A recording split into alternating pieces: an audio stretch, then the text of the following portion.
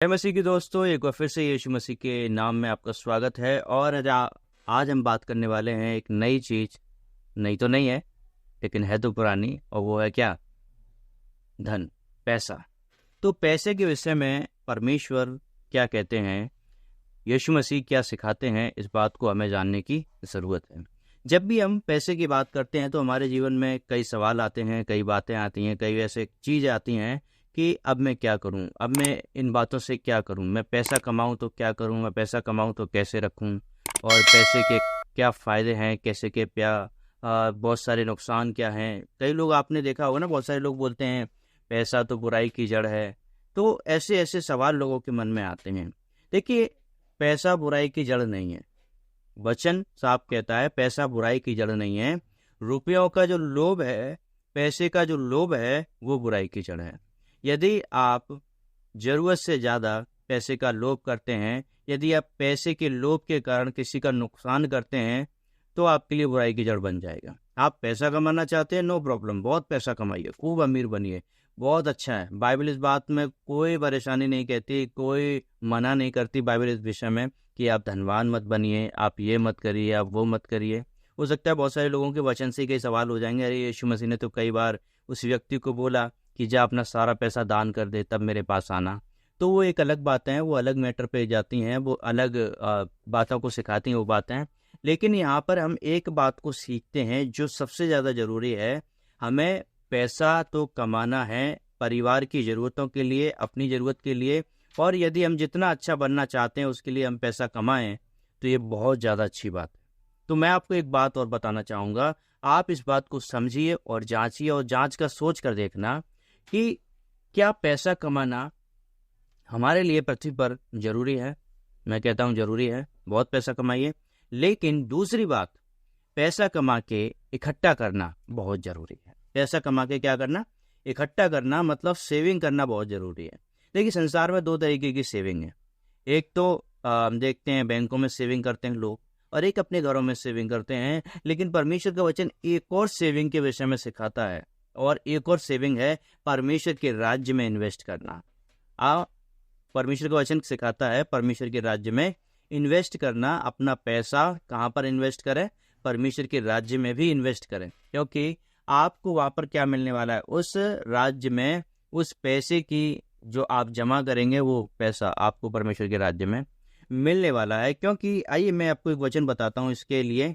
क्योंकि वचन जो कहता है, मत्ती रचित सुसमाचार उसका 6 अध्याय उसका 19 वचन इस प्रकार से कहता है, अपने लिए पृथ्वी पर धन इकट्ठा ना करो, जहाँ कीड़ा काई बिगाड़ते हैं और जहाँ चोर सेंध लगाते हैं, परंतु अपने लिए स्वर्ग में धन इकट्ठा करो, जहाँ ना तो कीड़ा न काई बिगाड़ते हैं और न चोर सेंध लगाते हैं, न चुराते हैं।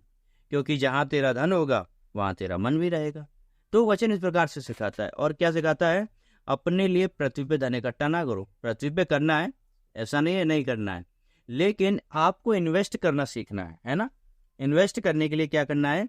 हमें सेविंग करना आना चाहिए। देखिए, आपने जो पैसा बनाया है, आप जो पैसा कमा रहे हैं, उसमें से क्या करना चाहिए? इन्वेस्ट करना सीखना चाहिए। उसमें से आप हिस्से करते होंगे कि एक हिस्सा मेरा इसके लिए, एक हिस्सा पढ़ाई के लिए, एक हिस्सा बच्चों की पढ़ाई के लिए, एक हिस्सा खाने के लिए। ऐसे कई प्रकार से आप अपने पैसे को डिवाइड करते होंगे, अपनी इनकम को डिवाइड करते होंगे।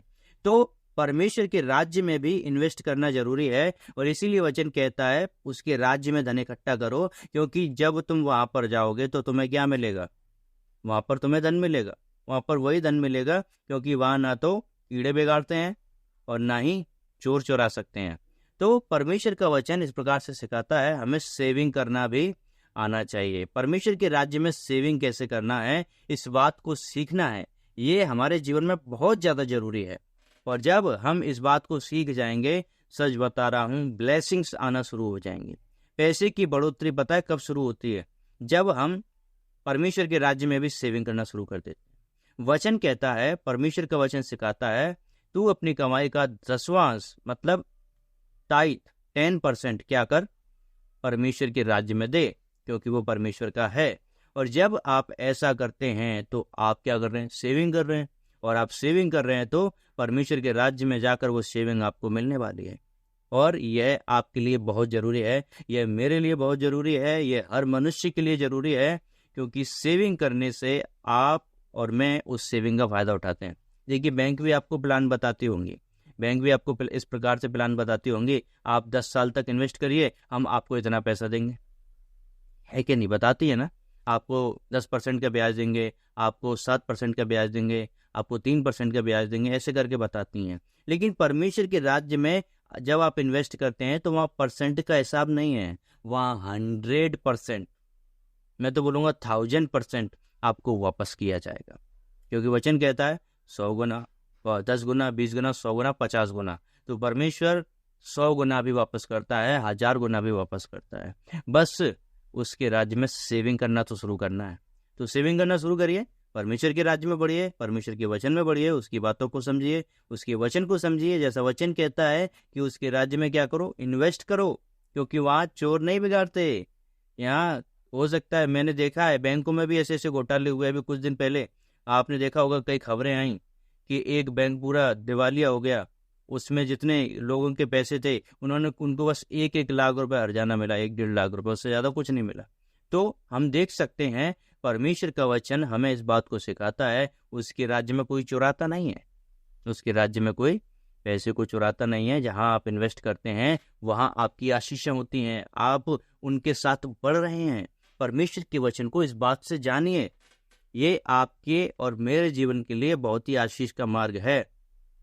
पैसा हमें इन्वेस्ट करके रखना है परमेश्वर के राज्य में, और परमेश्वर इसी बात को सिखाता है, जहां आपका धन होगा वहां पर मन भी होगा। तो हमारा मन परमेश्वर में कब लगेगा? जब हम वहां पर इन्वेस्ट करेंगे। तो अपना मन भी परमेश्वर में लगाना है।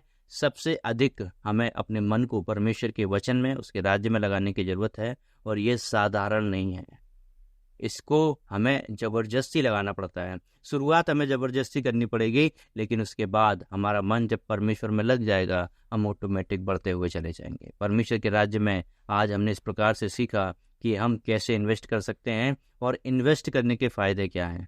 तो परमेश्वर का वचन का धन्यवाद, हमें इसी प्रकार से अपने जीवन में आगे बढ़ते रहना है। सो गॉड ब्लेस यू ऑल, परमेश्वर आपको आशीष दे। वीडियो को लाइक, शेयर और कमेंट जरूर करना। खुदावन यीशु मसीह आपको आशीष दे। जय मसीह की।